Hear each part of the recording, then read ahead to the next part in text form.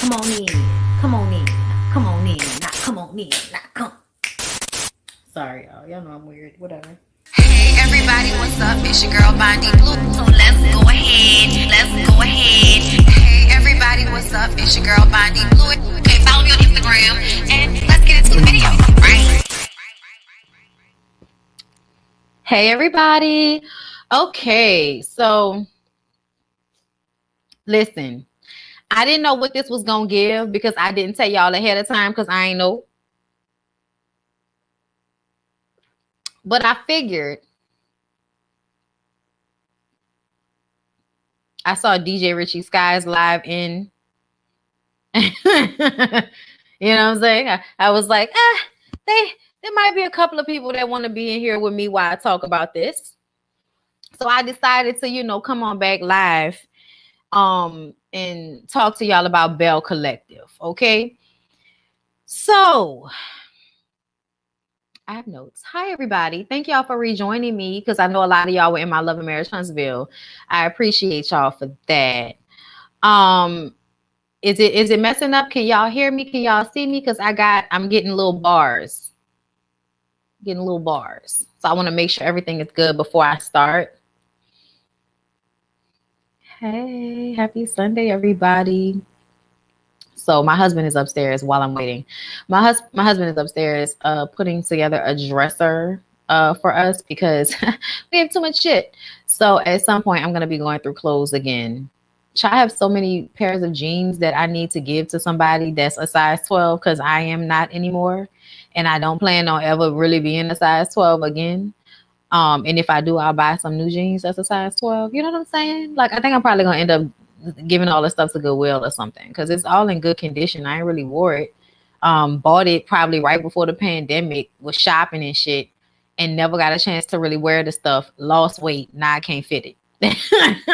Like some of them jeans I never even got a chance to wear. People was like, oh, them look baggy on you, girl. And I'm like, yeah, because I was going to wear these hoes at least once. Okay, hold up, y'all. I'm trying to see what the views gonna do if y'all gonna respond to me. We hear you. We see you. All right. I was waiting on somebody to tell me because y'all hadn't told me anything. And I did not appreciate that. Hold up, y'all. I just want these bars to get better because I feel like it's because I'm trying to upload something onto StreamYard right now. And I didn't think it was going to take this long. And once you start doing it, child, I don't, they don't let you get out of it. Like, let me see. Can I stop it? No, I can't stop it. I just got to let it go. But y'all say y'all can hear me and y'all can see me. So we'll just go ahead and move on from there. A women's shelter. Okay. I'll find me a women's shelter to give them to. I don't mind doing that. All right. So y'all, let's start. Let's go ahead and start. Child, the white lady.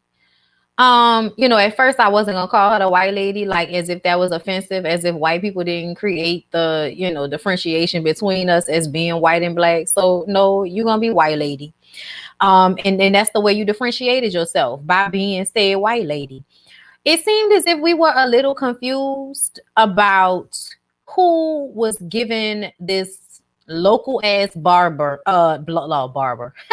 this local ass blogger, the info on Marie. All right. And it seemed as if Antoinette, Kaylin, and Latrice were all involved in trying to take Marie down because she's successful. Okay. And anything you do to her gonna come back to you, on some shit like that. And I was just like, Marie, I don't really think that's what's going on here. And I really did feel like Kaylin was going out of her way to be messy towards Marie, because that's what white ladies do when you get on their bad side. When you upset a white lady, not all the time, but a lot of times, them white ladies will go out of their way to get back at you or to have ammunition on you, because that's what Kaylin said, that she actually went and talked to the blogger for ammunition on Marie to be on the defense, not the offense, because she just knew that Marie was going to come for her and Latrice here at the reunion. Okay. And during the process of them getting information on Marie, it comes out about Letitia's husband's side baby.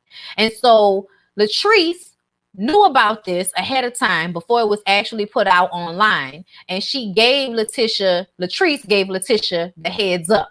So then when it comes out, they think that Latrice had something to do with it. But no, she had talked to Kaylin, who had talked to the blogger, or maybe they was all on three-way together, child. I don't know. Because Letitia says at one point, she calls Latrice, and Latrice puts her on three-way with Kaylin, and Kaylin basically explains that she was going to meet with the blogger, but Latrice and Antoinette told her, don't do that, that's going too far. I believe that, y'all. I believe that. And I do believe that the white lady, I'm sorry, ma'am, but, Kaylin, you went and did all of that because you were so upset that Marie got with your ass. Like, nobody else got with you in that way. Everybody else is coddling you. So you had no reason to act like that with them. But I truly believe that if Latrice piss you off like that, you'll do that to her. And if if Antoinette does something to piss you off, you might do something towards her as well. That is just, underhanded and messing up. I'm glitching. Okay. That's going to aggravate me. I don't want a glitchy review, y'all. Oh my God, it's because this thing is still going. Finally. That's better. I think that should be better, right? It finally finished. Okay. But yes, so basically, I don't believe, just to reiterate in case y'all missed some of it, I was just saying that I believe that Kaylin went out of her way to try to get dirt on Marie. Because, she's sitting up there talking about she feel bad about what came out about Letitia. I don't believe that. I don't believe you feel bad about any of it. I think you were so upset that Marie got with you and, wasn't backing down and told you were making it about you, but she got in your ass and you were upset about that. So you wanted to go and find information on her. I believe Latrice and Antoinette thought it was all cute and funny until they realized that she was actually going to go talk to some nobody so she can get dirt on Marie. And they felt like that was too much. But they were still involved, basically knowing what was going on ahead of time. I don't know if I'm actually upset with them about that or not. Not really. I'm more so upset with Kayline about it, especially because you were okay with putting it out there that Marie was stealing federal money. Even you doing it at the reunion was you trying to play that lady and put it out there that she was stealing federal money. And you felt like that was okay, even though you don't have any receipts or proof that she is. That's just something that some blogger who don't like her decided they wanted to put out. And you then decided to bring to the group with the bullshit. Okay. So for me, I'm over Kayline. They do not need to bring her back. And I feel like she is just the type of person that will go above and beyond to get dirt and drag somebody down and make somebody look bad, all because, you know, they pissed her off. And they're a black lady and she feels like she can do that. You know what I'm saying? Especially like trying to get her caught up in some federal shit. Like, bitch, nah. I like how Tambra was like, I felt bad for you at first, but now I don't feel bad for you at all. And I was just like, Tambra, you shouldn't have been feeling bad for her ass from the very beginning. Y'all should have realized what she was doing at that brunch like Marie did. I mean, I like Marie all the time, but Marie understood what the hell was going on in that moment. This white lady is coming into these black lady situation, getting upset because she don't like to hear the truth about how white people treat black people. That has always been a part of y'all problem. Y'all want us to stay quiet and ignore the shit that y'all do. Y'all even now turn it around on us and try to call us racist when we call y'all out for how y'all treat us.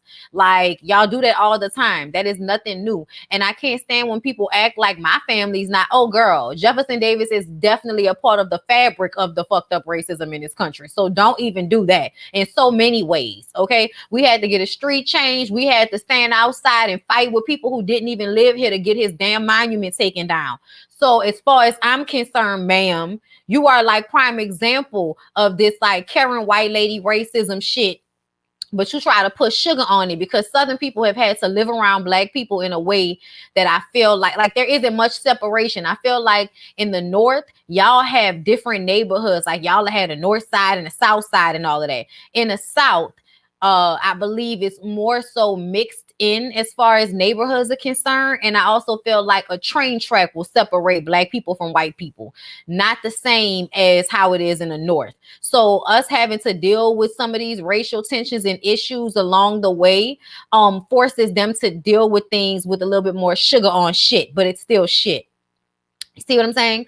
And that's why I feel like she's so good, you know, with having these relationships with black women the way she does, even though she comes off as somebody that acts as if she's never, you know, really been around them. Oh no, the North is mixed. Y'all are separated. I don't agree with that. I don't agree with that. Like, do white people live in the projects out there? Because I don't think so. Last time I checked. But out here, black and white people live in some of the same neighborhoods, whether it's good or bad, it's a streets difference. It's specifically in New Orleans, we party together a lot. We work together a lot. We do sometimes and a lot of times live in the same neighborhoods. I don't really see the North as mixed in living as it is in the South. Like, I just don't. But you know, that's fine. If you feel differently, that's fine. But I'm just saying, y'all don't like, I don't feel like Northern white people put sugar on shit the way Southern white people do. And that's just, you know, my opinion. But I'm saying it's because of the way they've had to kind of like get along over the years. And I'm just saying for people who are around black people, I'm not talking about, you know, white people that don't never be around nobody black in their whole life. You know what I'm saying? North is not as mixed. Okay, so there's some of y'all who not here in Chicago is separate. Like, that's what I always thought. I always thought in the North, y'all would have like a North side and a South side that kind of differentiated. Whereas here in the South, a lot of people are poor, so the only difference is a railroad track. In New Orleans itself, the only difference can sometimes be a street, even though, yes, there'll be like certain subdivisions or neighborhoods like Old Metairie that might have more white people. Like, I know a lot of black people that do not like to go to Old Metairie because it feels like racism all over the place. But that doesn't mean they don't live there. That doesn't mean they aren't there. That doesn't mean that they, you know, they're still there though. And, you know, like I said, it's what, a train track that makes the difference between white people's neighborhood and a black people's neighborhoods in a lot of the areas down here. And that's why I'm saying I just kind of feel like we live in closer quarters. Whereas I always kind of imagine the North, where y'all literally have entire urban areas that are just populated by Latino and black people and like a few poor white people. Whereas, in other areas, it's like hugely, white and affluent and all of that, and not as many black people. That doesn't really happen that much down here, at least not in my state. But anyway, I'm just saying, I feel like Kayline being a Southern black woman, a Southern white woman being around Southern black women, there's a way that you be amicable about it. So it makes you think that you're not really hateful, when really you handle the situation in such a self-centered way that it is a absolute depiction of the racism, because it's always about your fragility and your feelings. And that's why I don't want her back on this show. So she didn't want to say what she really knew about Marie, talking about Marie was going to beat her ass. And I'm like, and if she had, I would not have been that angry with her. But I still would feel like, girl, why you let this white lady turn you into that? That's what she was trying to do. And when she said that, it almost felt like you want her to jump up and be all with you so you can try to act like she's so wrong and you're right. But no, a lot of us are not seeing it that way, and we ain't about to pretend that we do. Letitia has already talked about Glenn having an outside baby. She said they cheated on each other, so there was not really much to talk about there. Antoinette wanted to be clear that she didn't have nothing to do with this. She just kept saying that throughout the episode. I had to do this. Like, all right, girl, look. What else? No receipts. We said that. The husbands come out. Yes. I'm sorry. I have pictures. The husbands come out. Okay, here they are. Cedric, Glenn, and Cliff. So, y'all, Cedric is so tiring. I have no idea what the hell Cedric was talking about most of the time that he was sitting on this stage. He was talking around things and doing that slick mouth shit that I can't stand, that men think is cute and that they're getting away with. You're not fooling anybody. We know you're shifting and moving around, being upfront and answering questions, and it's annoying. But Cedric says that he's not a father figure or a caregiver. Okay, he wasn't a father figure to this girl's son. He was not a caregiver when she got sick. I was like, so what exactly did he do in order for you to want to be married to him? He went to Aruba with Dr. Chris, who is a male friend of his. And I'm like, child, we not surprised about that. We think he gay. And later on, he says he's not gay, that he's only attracted to women. And I'm just kind of like, okay, I'll take your word for it. But it just all sounds suspect to me. Either way, it does not seem like a real relationship. His body language, nothing about Marie and Cedric makes me feel like they have sex. Like, nothing about their relationship makes me feel like he's in those skins and wants to be. Like, I don't know why. Maybe it's just me. But I don't feel it. I don't feel it. Okay. So when he comments about how he does not want to get in between of Marie and Essie, child, I was like, what are we saying here? Are we saying it without really saying it? Because I'm so confused. I've never seen a husband want to move out of the way for his wife's, female best friend. Like, I just don't understand what's going on here, which makes me feel like he doesn't really want to be with her and that their relationship is not really real. It's just not. He says there's no room for building intimacy when, Essie is in the situation the way she is. Essie does say that, Marie is her soulmate in a way of, this is my best friend. This is a sister to me. But ultimately says that she has a husband and she ain't trying to be with Marie in no, like lesbian way. And I'm just like, okay, I'll take your word for it. You know what I'm saying? I'm not about to argue with nobody about, what they say about themselves. Okay. So, that's fine. If that's what you say, if that's what y'all want to run with. Essie, this color on you. I like your hair. I like your earrings. Essie looked nice. She really did. To me, she looked better than Marie. Marie didn't know what to wear. Anyway, y'all. Excuse me. So they move on from that situation, and they talked about Letitia and Glenn's cheatation. Yeah, let me talk about that for a second first. Because I was trying to figure out if there was something from what they said that I really wanted to comment on. And I really wanted to comment on the fact that I felt like Letitia was sitting on that stage making excuses for Glenn. Like, he can go and have an affair and cheat with various women, but she go and entertain somebody, and it's, oh, you can't get a man back like that. You can't hurt a man like that. So it took him some time to get over her catchback, basically. And they moved on from there. But I'm like, you had an outside baby on this lady, and you trying to child. I'm so tired of the Martell effect. I am so tired of the Martell effect, in which men feel like their wrongs are absolutely nothing in comparison to their wife doing any one thing wrong. It's like, it doesn't matter what I did, even though what I did was terrible. It doesn't matter. You know why? Because she did this. It's just like, oh my God. Y'all, I can't deal. I just can't. They move on to Cliff and his sons. They talk about how Cliff has some sons close to Latrice's age. I'm not surprised. His oldest is 28 and Latrice is in her early 30s. And she talks about how she likes older green-eyed men. And I'm like, child, we can tell. And they're thinking about having a little Cliffarella because she wants a baby of her own. He doesn't seem as if that's something that he really wants. And it seems like it's something she wants for herself. So I'm interested to see, how that might work out in the future. If, she'll get her baby out of him if that's what she wants. But I feel like he one of them niggas that'll probably make it hard for you when you have the baby, because in his mind, it's like, I ain't even really want the baby. You know what I'm saying? So we'll see how that all plays out. But they seem happy. They seem good together. Good for them. They ain't going nowhere. Nobody's going anywhere.